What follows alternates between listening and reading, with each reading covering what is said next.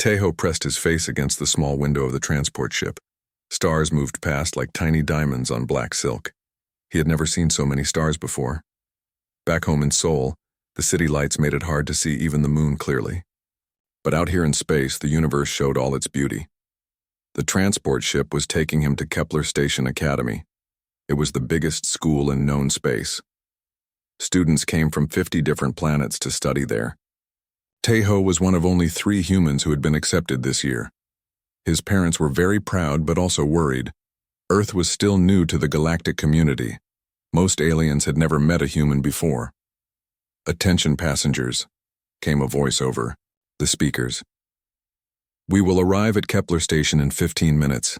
Please prepare for docking." Tejo felt his stomach jump with excitement and fear. He picked up his small bag of belongings.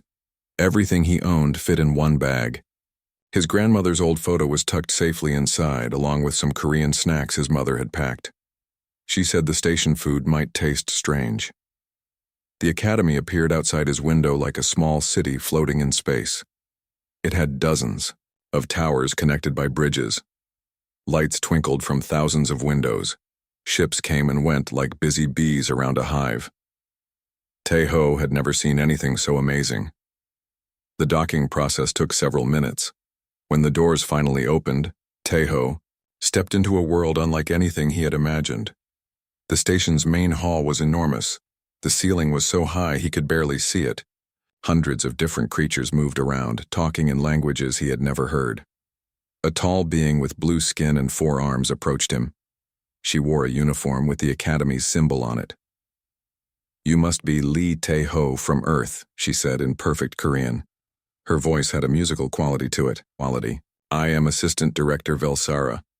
Welcome to Kepler Station Academy." Tejo bowed politely, the way his grandmother had taught him. "Thank you for having me here." Velsara seemed surprised by the bow. "Interesting," she said. "We have much to learn about human customs. Come, let me show you to your dormitory." They walked through corridors filled with students. Tejo tried not to stare, but it was hard. He saw creatures made of what looked like living crystal. Others floated in the air like balloons. Some had scales, others had fur, and a few seemed to be made of metal. Many of them stared back at him with equal curiosity. "They have never seen a human before," Velsara explained. "Your species is still very new to us. There are many stories about humans, but most are just rumors." "What kind of stories?" Tejo asked. Velsara was quiet for a moment. "Some say humans come from a very dangerous world. They call it a death world. But you seem quite harmless to me." They reached the dormitory section. The rooms here were different, sizes to fit different types of students. Velsara stopped at a door marked with symbols Tejo could not read. "This is your room," she said. "You will share it with Park Ji-woo. He is from Centauri Prime. Please try to get along well." The door opened with a soft hiss. Inside, Tejo met his roommate for the first time. Ji-woo was about his height but looked nothing like a human. His body was thin and covered in short, soft fur. His legs bent backward like a deer's. Most striking were his large compound eyes that caught the light like jewels. "Hello," Tejo said in Galactic Standard, the common language most species used. "I am Tejo." Ji-woo's eyes seemed to grow larger. He took a small step backward. "You are the human," he said in a quiet voice. "I was told we would share this room." "Is that a problem?" Tejo asked. He hoped his new roommate was not afraid of him. "No problem," Ji-woo said quickly, but Tejo could see he was nervous. "I have just never met a Deathworlder before." That word again. Tejo unpacked his few belongings while Ji-woo watched from across the room. The space was nice, with 2 beds and a window looking out at the stars. Each bed had been designed for different body types. Tejo's looked normal to him, while Ji-woo's was longer and had special supports for his deer-like legs. "What is Earth like?" Ji-woo asked after a while. His voice was still careful but less frightened. Tejo thought about home. "It is beautiful," he said. "We have many different places, mountains and oceans and forests. Many different animals live there with us." "Dangerous animals?" Jiwoo asked. Some are dangerous, Taeho said. But most are not. My grandmother used to feed stray cats in our neighborhood. She said all animals just want to be loved and fed. Jiwoo's compound eyes reflected this information like a computer processing data. Your grandmother sounds wise. The next few days were busy with orientation and class selection. Taeho met other students from his dormitory hall. There was Kim Da-eun, whose crystal body made rainbow patterns when light hit it. She was friendly but spoke in a very formal way. Choi Min-soo was an Aryan who floated near the ceiling and communicated by changing colors on his gas-filled body. Lee Hyejin was a saurid with natural armor plates covering her reptilian skin. She seemed the most comfortable around Taeho. Humans and saurids are both from warm worlds, she explained. We understand each other better. The classes at Kepler Station were unlike anything on Earth. Taeho studied galactic history, where he learned about wars between species that lasted thousands of years. Quantum mathematics made his head hurt, but he was determined to keep up. Universal language studies helped him communicate better with his classmates. But the class that interested him most was xenobiology, taught by Professor Calthera. She was a hegemony scholar with 6 arms and skin that changed color based on her mood. The class studied living creatures from across the galaxy. In this class, you will see things that will amaze and terrify you, Professor Calthera announced, on the first day. We study life in all its forms, from the smallest microorganisms to the largest space-dwelling creatures. Some of these beings are beautiful, others are deadly. All of them have something to teach us. The classroom was like a laboratory mixed with a zoo. Tanks and cages lined the walls holding creatures Taeho had never imagined. Some glowed in the dark. Others seemed to phase in and out of visibility. One tank held what looked like living lightning. Safety is our highest priority, the professor continued. These creatures are kept in special containers. Some could kill you in seconds if they escaped. Never touch anything without permission. Never approach a container alone. The emergency alarm will summon security within minutes, but minutes can be too long when dealing with apex predators. Taeho listened carefully to every safety rule, but he also felt a strange excitement looking at all these amazing creatures. They reminded him of the nature documentaries his father used to watch. Even the dangerous ones were beautiful in their own way. After class, Jiwoo walked with him back to their dormitory. Are you not afraid of those creatures? He asked. Taeho thought about it. Some of them are scary, he said, but they are just animals trying to survive, like animals on Earth. My grandmother always said that if you respect animals and understand them, they will usually not hurt you. Jiwoo's compound eyes caught the corridor lights. Your grandmother taught you many things. Yes, Taeho said. She was very wise about animals. She could calm any creature, even the mean dogs that other people were afraid of. He did not know that in a few days, his grandmother's simple wisdom would change everything he thought he knew about the galaxy and his place in it. 2 weeks had passed since Taeho arrived at Kepler Station Academy. He was getting used to life among the stars. His classes were challenging but interesting. Jiwoo had become less nervous around him, though he still kept his distance. The other students were curious about humans but seemed unsure what to make of him. Today was different. Professor Calthera had announced a special demonstration in xenobiology class. Her 6 arms moved excitedly as she spoke, and her skin showed patches of bright orange, which meant she was very excited about something. Students, today you will witness something extraordinary, she said. We have obtained a live specimen of one of the galaxy's most feared predators, a void stalker. The classroom fell silent. Even the creatures in their containers seemed to sense something important was happening. Taeho looked around at his classmates.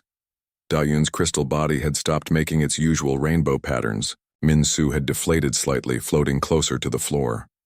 Hyejin's armor plates had shifted into a more defensive position. Professor, said a student from the back of the room, is it safe to have such a creature here? Professor Calthera's skin flashed green, showing confidence. Completely safe. The creature is contained in a Class X containment field.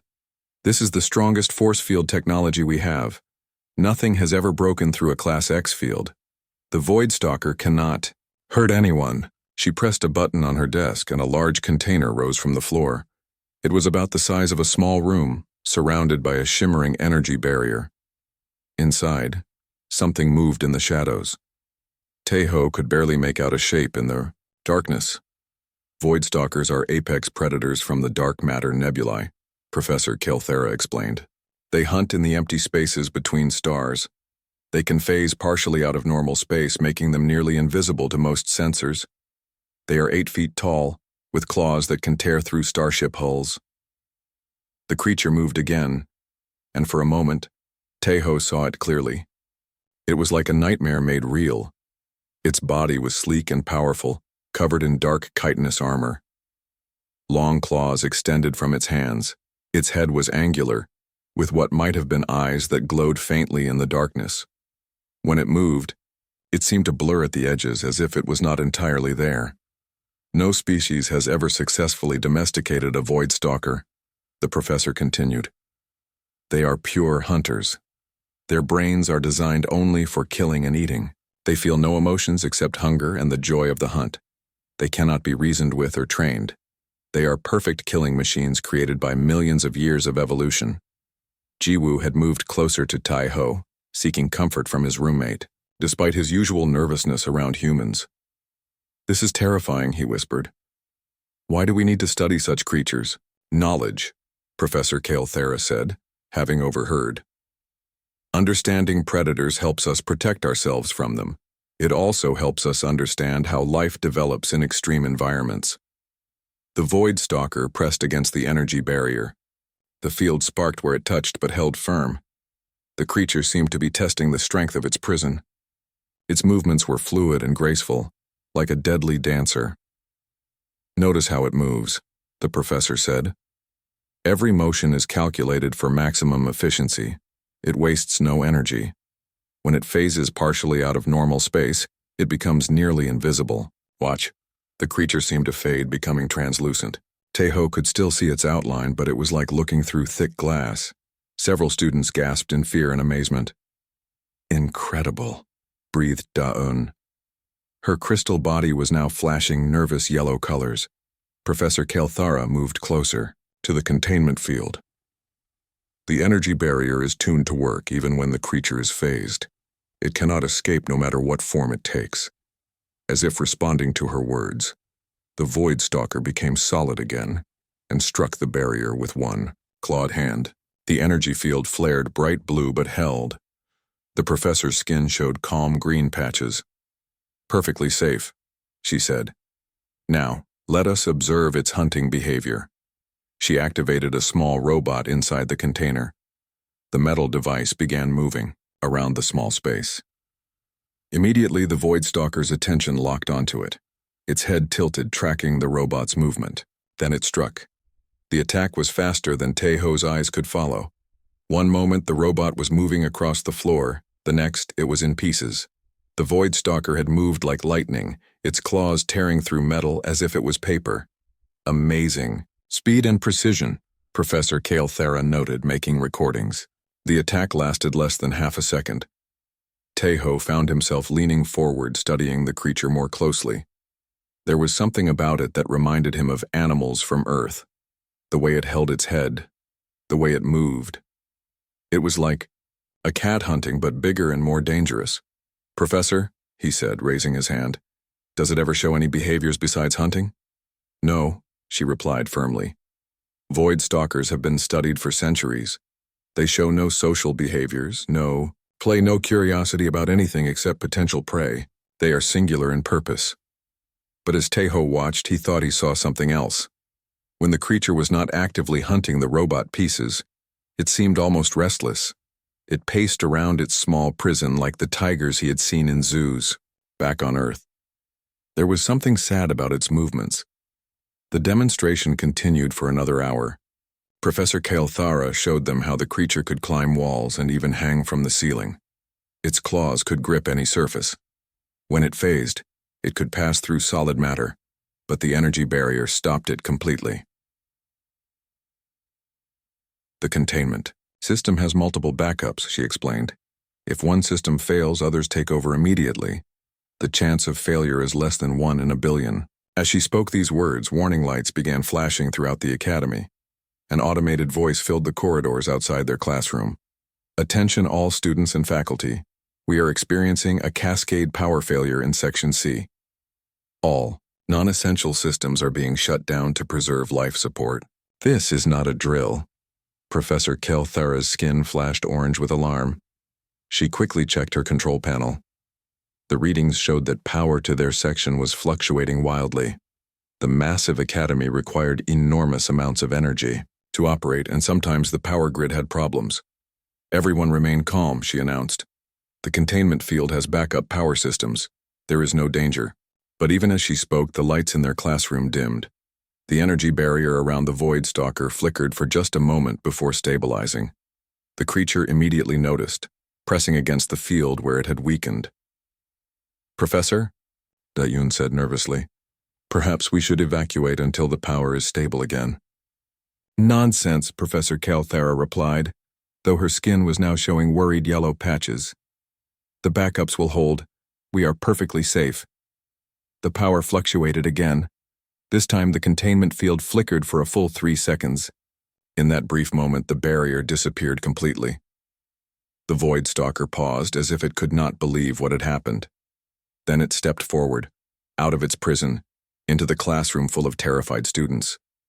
For a moment, nobody moved. The creature stood in the center of the room, looking around at all the prey that surrounded it. Its eyes seemed to glow brighter in the dim light. Professor Kelthara fumbled for the emergency alarm button, her 6 arms shaking with fear. Nobody move, she whispered. Do not run. Sudden movements will trigger its hunting instincts. But it was too late. Minsu, the floating Aryan, panicked and began rapidly changing colors while rising toward the ceiling. The movement caught the Void Stalker's attention immediately. Its head snapped toward the terrified student. The perfect killing machine began to hunt. Jiwoo grabbed Taeho's arm. We need to hide, he whispered urgently. But Taeho was not looking for a place to hide. He was looking at the Void Stalker, and something in his mind was beginning to understand. This was not just a mindless killing machine. This was an animal, far from home, confused and frightened by strange surroundings. His grandmother's voice echoed in his memory. All animals just want to be understood. The creature took a step toward the panicking students, and Taeho made a decision that would change everything. The Void Stalker stood in the center of the classroom, 8 feet of perfect predator.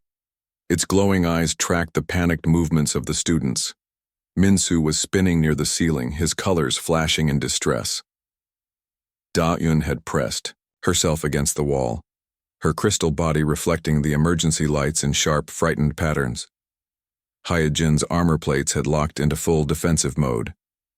Professor Kelthara was frantically pressing buttons on her control panel, trying to restore the containment field.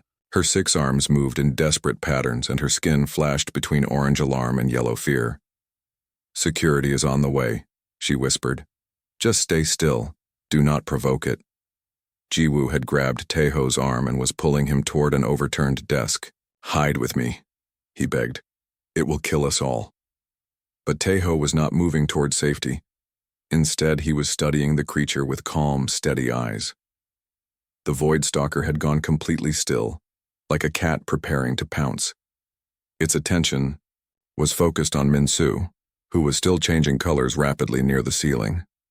Every instinct told the creature to attack the moving, colorful target. It is just scared, Taeho said quietly. Scared? Jiwoo's compound eyes went wide with shock. It is a killing machine. Professor Kelthara said so. But Taeho was remembering something from his childhood. When he was 7 years old, a large dog had gotten loose in his neighborhood. Everyone was afraid because the dog was growling and showing its teeth. People threw rocks at it and shouted, which made it more aggressive. But his grandmother had walked up to it slowly, speaking in a soft voice. The dog stopped growling and let her pet it. Later, they found out it was lost and hungry, not mean. All Animals are scared when they are in strange places, Taeho said. He gently pulled free from Jiwoo's grip. What are you doing? Professor Kelthera hissed. Stay back. Taeho took a slow step toward the Void Stalker. The creature's head turned toward him, its glowing eyes meeting his. For a moment, Predator and human looked at each other across the classroom. Time seemed frozen. Do not move, human, the professor whispered urgently. You will trigger its attack response. But Taeho took another step forward. The Void Stalker tensed, ready to strike, its claws extended fully, each one capable of cutting through metal. Its body began to phase slightly, preparing for a lightning-fast attack. Instead of running or freezing in fear, Taeho did something no one expected. He sat down on the floor. The sudden change in height confused the creature. It tilted its angular head, studying this strange prey that had made itself smaller instead of trying to escape. Taeho sat cross-legged, the way his grandmother had taught him when feeding stray cats. Easy, Taeho said in a gentle voice. He spoke in Korean, the language of his childhood and his grandmother's wisdom. Gwenchana, musewo hajima. It's okay, don't be afraid. The Void Stalker's eyes flickered. Something in Taeho's voice was different from the fear-scented panic of the other students. This human's heart was beating steadily, not racing, with terror. His posture was calm, non-threatening. Taeho slowly extended his hand, palm up, the way he had seen his grandmother do with nervous animals. Iriwa, he said softly. Come here. He has lost his mind, Daun whispered from against the wall. The human has gone insane with fear, but Professor Kelthera was watching with growing amazement. Her skin had shifted from fearful yellow to confused purple.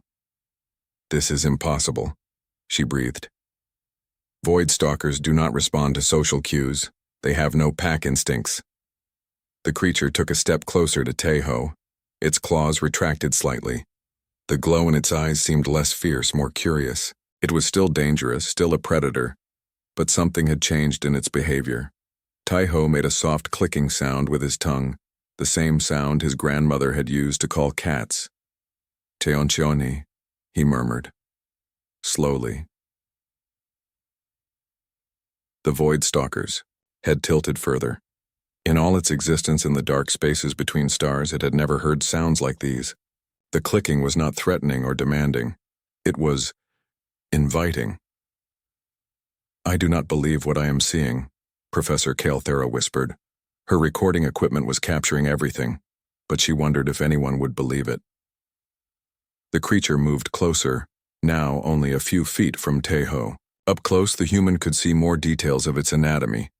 The chitinous armor was not solid black but had deep blue patterns that caught the light. Its eyes were not just glowing orbs but complex structures with pupils that dilated and contracted, like any Earth animals. Its claws, so deadly moments before, were works of natural art, perfectly curved and balanced. Beautiful, Taeho said in Korean. Arum daweo. The word seemed to resonate with something deep in the creature's mind. It stopped phasing in and out of visibility and became fully solid. Its head lowered slightly, bringing its face closer to Taeho's eye level. Behind them, security alarms were blaring in the corridors. Heavy footsteps were approaching. The Academy's security team would arrive soon with stun weapons and emergency containment equipment. But for now it was just a young man from Seoul and an apex predator from the void, trying to understand each other. Taeho moved his hand very slowly toward the creature's head. Gwankyanha, he repeated. I will not hurt you. The Void Stalker could have killed him instantly. One swipe of its claws would have ended the human's life before he could even cry out.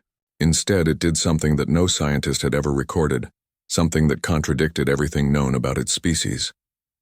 It leaned forward and pressed its head against Taeho's outstretched hand. The touch was electric. The creature's chitinous armor was warm, not cold as everyone expected. Textures and ridges that looked threatening from a distance felt complex and beautiful under Taeho's palm. He could feel a pulse beneath the armor, a heartbeat as steady as his own. Impossible, Professor Kelthera breathed, but what happened next was even more impossible. The Void Stalker, the perfect killing machine that knew only hunger, and the hunt began to purr. The sound was deep and rumbling, like a massive cat expressing contentment. It filled the classroom, drowning out the distant alarms and the whispered fears of the watching students. The creature's eyes half closed in what could only be called pleasure as Teho gently scratched behind what might have been its ears. "Aig deo jochi?" Teho asked softly. "This feels better, doesn't it?" The purring grew louder. The Void Stalker settled down on the floor beside him, its massive form curling up like an enormous, deadly cat. Its glowing eyes were now soft and peaceful, not fierce and hunting. Jiwoo stared in absolute amazement. "How?" he whispered. "How is this possible?" Teho smiled, still gently petting the creature. "My grandmother always said that every animal, no matter how scary it looks, just wants to be understood and cared for. Even the mean dogs in our neighborhood were just lonely or scared." The security team burst through the classroom door, stunned, weapons ready, expecting to find carnage. Instead, they found a human sitting peacefully on the floor with a Void Stalker curled up beside him like an enormous pet. The creature looked up at the new arrivals with mild interest, but showed no sign of aggression. Captain Worgen, the head of security, stopped so suddenly that the officers behind him nearly crashed into his back. "What in the seven hells?" he muttered. Professor Kelthera's skin had turned a bright gold color that none of her students had ever seen before. It was the color of complete scientific fascination mixed with utter bewilderment. "Captain," she said without taking her eyes off Teho and the creature, "I think we need to call the xenobiology department. All of them? And probably the psychology department too. And definitely the academy directors." The Void Stalker looked up at Teho with what could only be described as affection. It made a softer sound, almost like a questioning chirp. "Nay, Joanaya," Teho said gently, continuing to pet its head. "Yes, you're a good boy." In the corner of the room, Minsu had stopped changing colors and was floating in stunned silence. Dayun's crystal body was now showing patterns of pure amazement.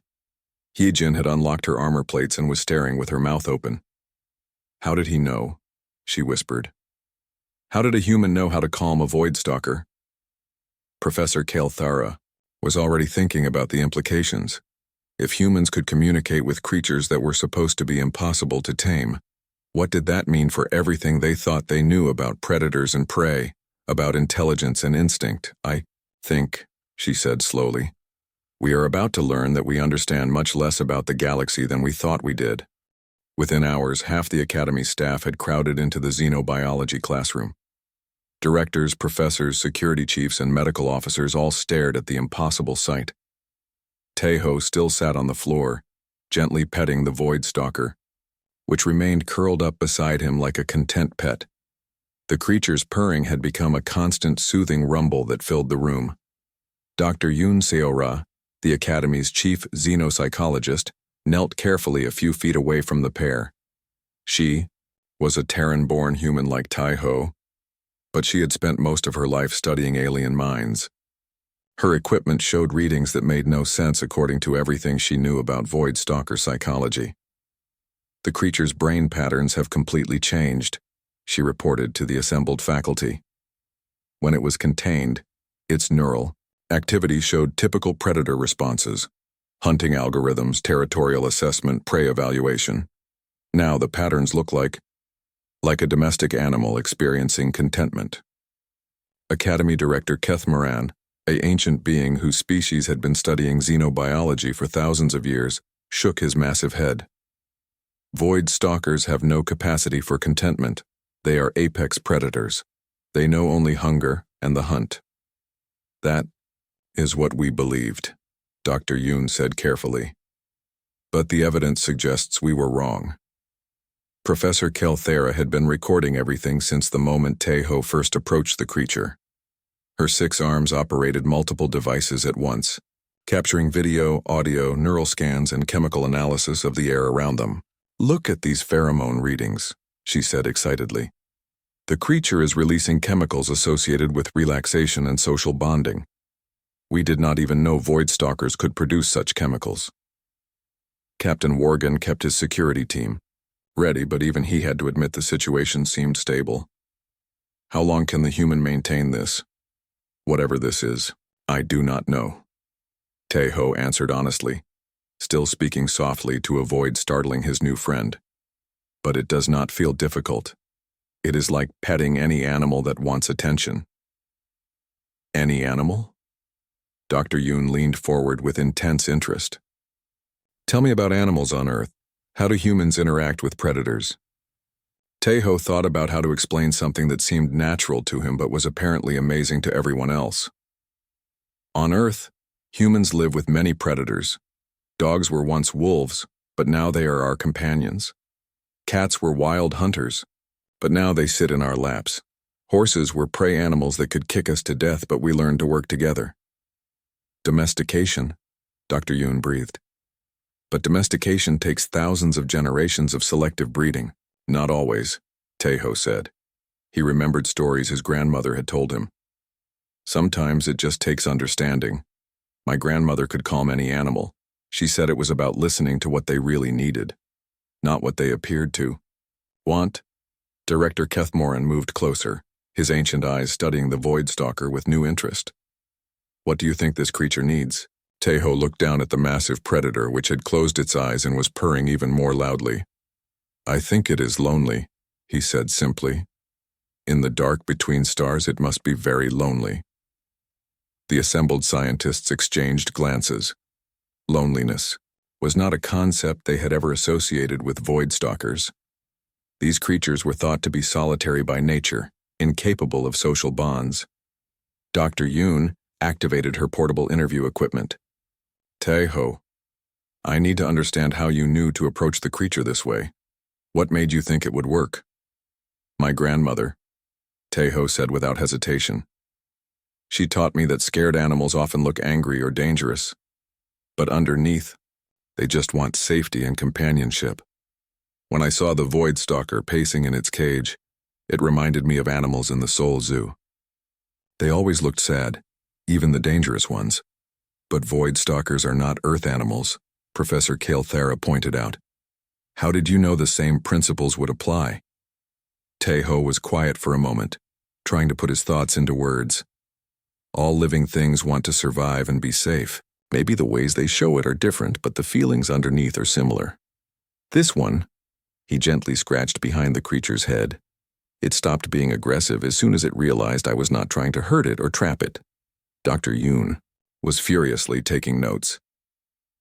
On Earth, humans evolved alongside numerous predator species. Your ancestors had to learn to read the body language and intentions of creatures that could kill them. This ability to empathize across species lines may be uniquely human. Director Kethmoran's expression was thoughtful.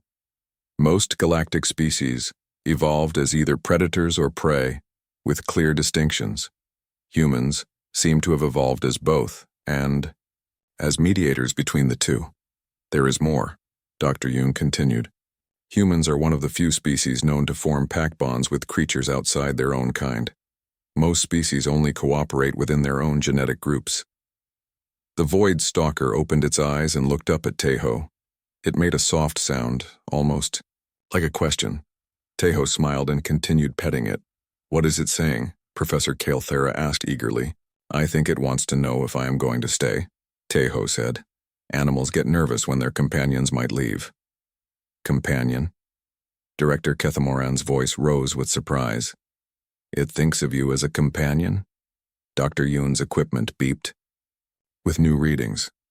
The neural patterns support that interpretation. The creature is showing attachment behaviors. It has bonded with Taeho in a matter of hours. Over the next several hours, more tests were conducted. The void stalker remained calm and cooperative as long as Taeho was nearby. When he stepped away to get water, the creature became anxious, pacing and making worried sounds until he returned. When he sat down again, it immediately settled beside him with obvious relief. Incredible, Professor Kalthera murmured. We have been studying these creatures for centuries and never realized they were capable of such complex emotions. Dr. Yoon had been analyzing data from her psychological evaluations. I think the problem was our approach. We treated them as specimens to be studied, rather than intelligent beings to be understood. We saw them as things, not as individuals with their own needs and feelings. Word of the incident spread throughout the academy within the day. Students from every species came to peer through the classroom windows at the humans sitting peacefully, with the galaxy's most feared predator. Many could not believe what they were seeing. Jiwoo had remained in the classroom for hours, watching his roommate with growing amazement and pride. Other students are saying humans must have special powers, he told Taeho. Some think you used mind control. Taeho laughed softly. No special powers. Just what my grandmother taught me about being patient and kind with animals. Your species continues to surprise us, Director Kethmoran said. He had been observing quietly, clearly thinking deeply about the implications of what they had witnessed. Perhaps it is time we reconsidered our understanding of predator-prey relationships. Throughout the galaxy, Dr. Yoon was already making plans. We need to test this with other species. If humans can form bonds with voidstalkers, what about other creatures we consider impossible to tame? The research possibilities are endless, Professor Kale Thara agreed enthusiastically. We could revolutionize xenobiology. As evening approached, the crowd of observers began to thin out. The voidstalker, which the staff had started calling the specimen, seemed tired but content. It yawned, showing rows of sharp teeth that could have torn through steel, then settled its head on Taeho's lap like a trusting pet. What should we call it? Taeho asked. It needs a name, not just the specimen. Dr. Yoon looked surprised. You want to name it? Of course. It is not just a thing to study. It is a living being with its own personality. Taeho thought for a moment, looking down at the beautiful, deadly creature that trusted him enough to fall asleep in his presence. Nabi, he said finally. It means butterfly in Korean. Something that looks scary at first but is actually beautiful when you understand it. Professor Kale Thara's skin showed pleased green colors. Nabi, I like that. Director Kethmoran nodded approvingly.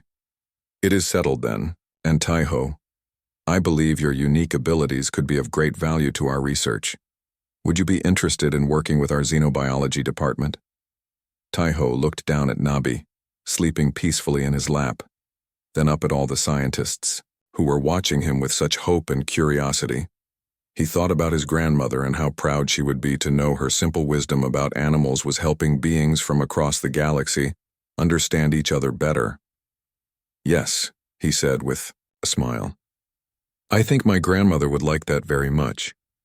3 months had passed since the day Taeho first touched a voidstalker and changed everything the galaxy thought it knew about predators. Kepler Station Academy had become the center of a revolution in xenobiology, and Taeho found himself at the heart of it all.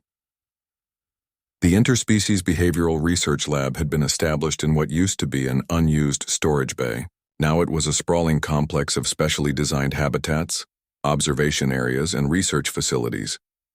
Taeho worked there every day after his regular classes, alongside Dr. Yoon Seo Ra and Professor Kale Thara. Nabi had become the lab's first official resident. The Voidstalker lived in a large open habitat designed to feel like the dark spaces between stars that were its natural home. But unlike the sterile containment cell it had once occupied, this space had comfortable resting areas, interactive features, and most importantly, no barriers to prevent Taeho from visiting whenever he wanted. Good morning, Nabi, Taeho said as he entered the habitat.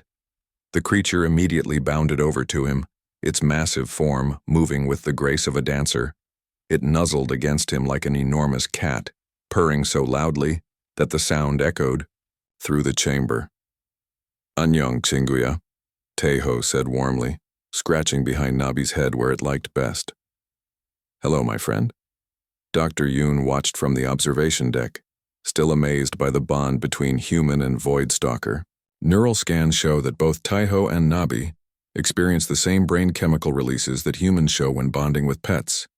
she reported to the visiting delegation of scientists from across the galaxy. The relationship is genuine and mutual. The visiting scientists included researchers from a dozen different worlds. They had come to see for themselves whether the reports about humans and impossible predators could be true. Among them was Dr. Kethmiran, one of the galaxy's most respected xenobiologists, whose species had studied predator behavior for millennia. "In our culture, we have a saying," Dr. Kethmiran said, his crystalline features reflecting doubt. "A hunting beast remains a hunting beast, no matter how you treat it. We have never seen evidence to contradict this wisdom." "Then watch this," Professor Kelthara said with obvious pride. She activated a communication device. "Taiho, could you demonstrate Nabi's training progress?" In the habitat below, Taiho smiled and spoke to Nabi in Korean. "Anja," he said gently. "Sit." The massive predator sat down immediately, its tail curling around its feet like a well-trained dog. The visiting scientists murmured in amazement. "Joheun Aya. Ije Gidario," Taiho continued. "Good boy. Now wait." He walked to the far side of the habitat and called out, "Iri wa. Come here." Nabi bounded across the space but stopped just short of bowling Taiho over, instead gently touching its head to his outstretched hand. The purring that followed could be heard, clearly through the observation deck's speakers. Dr. Kethmiran's doubt was beginning to waver. "The creature follows commands?" "Not commands," Dr. Yoon corrected. "Requests. There is a difference. Nabi chooses to cooperate because it trusts Taiho and wants to please him. This is not obedience through fear or conditioning. It is genuine partnership." The real test came when they brought in the day's new arrival.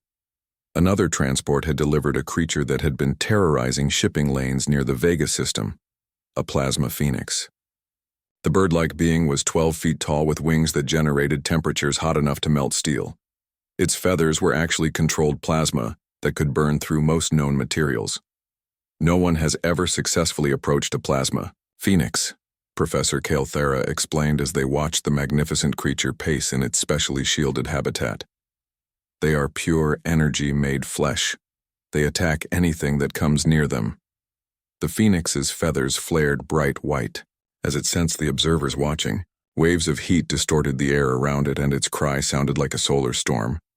"It is beautiful," Taiho said quietly, "but so angry." Dr. Yoon checked her readings. "The creature's stress indicators are off the charts. It has been in captivity for weeks and nothing we have tried has calmed it down." Taiho studied the phoenix through the reinforced observation window. Its movements reminded him of caged birds he had seen in pet shops back on Earth. Frantic, desperate, and heartbroken. "It wants to fly," he said. "In that small space, it cannot stretch its wings properly." "The habitat is as large as we could make it," Professor Kelthara said. "Any bigger and we could not contain the heat it generates."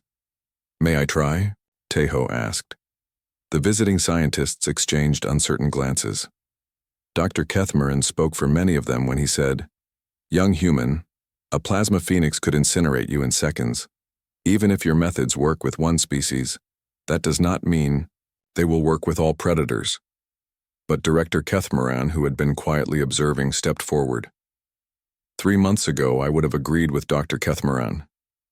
But we have learned that our assumptions about predators may be fundamentally flawed. Taiho, if you believe you can help this creature, we should try. The safety preparations took an hour. Taiho wore a specially designed suit that could withstand extreme temperatures for short periods. Emergency containment fields were readied in case the phoenix attacked. Medical teams stood by.